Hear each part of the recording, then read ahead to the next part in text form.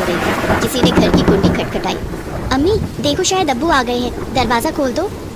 जीनत ने दरवाजा खोला तो बाहर नदीम खड़ा था।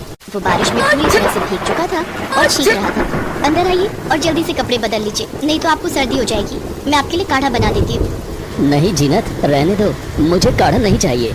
इफ्रा के लिए बनाने जा रही थी तो सोचा कि आपके लिए भी बना दूं। ठीक है, बना दो। नदीम और जीनत की 6 साल की बेटी इफ्रा काफी दिनों से बीमार थी। उसे तेज बुखार था। नदीम के पास उसके इलाज के लिए पैसे नहीं थे, जिस कारण इफ्रा को डॉक्टर से नहीं दिखाया जा सका। जीनत उसे काढ़ा बनाकर पिला देती, लेकिन उसका भी कोई असर न होता। इफ्रा की हालत दिन पर दिन बिगड़ती जा रही थी। नदीम ने अपने कपड़े बदल लिए थे। जीनत काढ़ा बनाकर लाई और नदीम को दिया।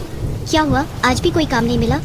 नहीं, पूरे ठंड भर तो एसी का कोई काम नहीं होता, इसलिए फाका कशी होती है। सोचा था ठंड के बाद गर्मियों का मौसम आएगा तो लोग अपने अपने एसी की सर्विसिंग के लिए बुलाएंगे, लेकिन इस बार तो मौसम भी दगा दे गया। ऐसा लगता है ठंड के बाद सीधे बारिश का मौसम आ गया है। गर्मियाँ तो आई ही नहीं। लगातार हो रही बारिश के कारण मार्च के महीने में भी ठंड लग रही है, इसलिए लोग अपने अपने एसी चालू नहीं कर रहे हैं। कोई भी एसी की सर्विसिंग नहीं करवा रहा है। जिससे भी कहता हूँ, लोग कहते हैं कि गर्मियाँ तो आने दो।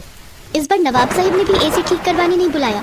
नहीं, कुछ दिन पहले उनसे भी कहा था तो कहने लगे कि अमेरिका जा रहा हूँ बेटे के पास, ईद से पहले आ जाऊंगा। इफ्रा की हालत बिगड़ती जा रही है, जल्दी इसका इलाज नहीं करवाए तो मेरी बच्ची। चुप हो जाओ जीनत, सब्र करो और अल्लाह पर भरोसा रखो। रमजान का पाक महीना चल रहा है, अल्लाह बहुत रहम दिल है, वो हमारी इफ्रा के लिए कुछ न कुछ जरूर करेंगे। ठीक है, रोजा खोल लेते हैं। खाना बना दिया है, लगा दूं? हाँ, लगा दो। जीनत ने 2 प्लेट में थोड़े से चावल और दाल निकाला। एक प्लेट उसने नदीम को दिया और दूसरे प्लेट का खाना वो इफ्रा को खिलाने लगी। तुम्हारा खाना कहाँ है? मुझे बहुत भूख लगी थी, मैंने आपके आने से पहले ही खा लिया। क्यों झूठ बोलती हो? भला ऐसा कभी हुआ है क्या कि तुमने अकेले खाना खा लिया हो?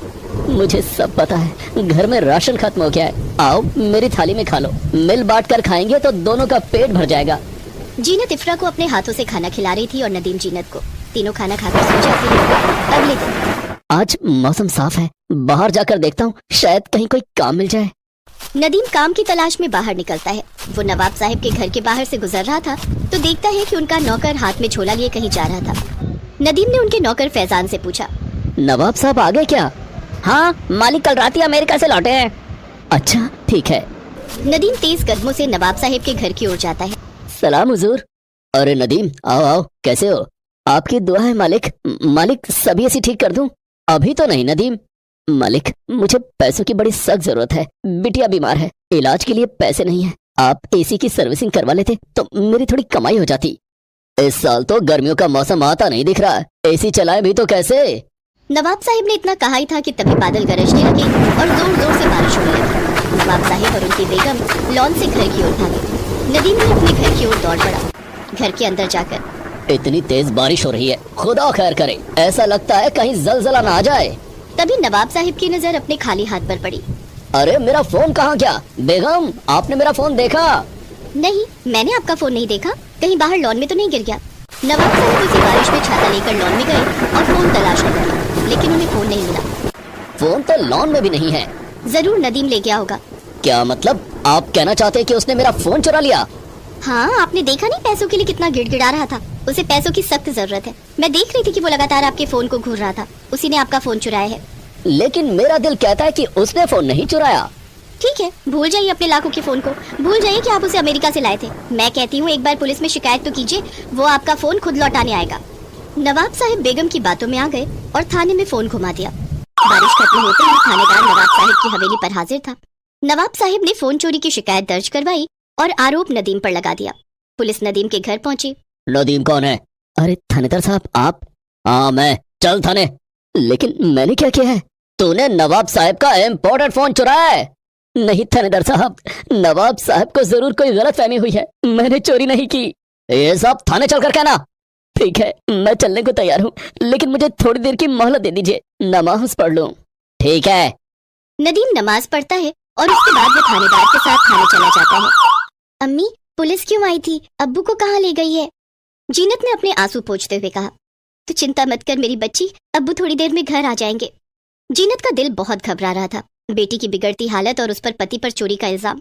या अल्लाह, क्या इतनी मुसीबत कम नहीं थी? पुलिस नदीम को थाने ले जाकर पूछताछ करती है। मैंने कहा ना हुजूर, मैंने कोई चोरी नहीं की है। ये ऐसे नहीं मानेगा, इसकी खातिरदारी करनी ही पड़ेगी। थानेदार नदीम की खूब पिटाई करता है। नदीम रोता गिड़गिड़ाता रहा कि उसने चोरी नहीं की है, लेकिन थानेदार ने उसकी एक न सुनी। इधर नवाब साहिब का नौकर दौड़ा दौड़ा उनके पास आया। अरे फैजान, तू हाफ क्यों रहा है? सब खैरियत तो है?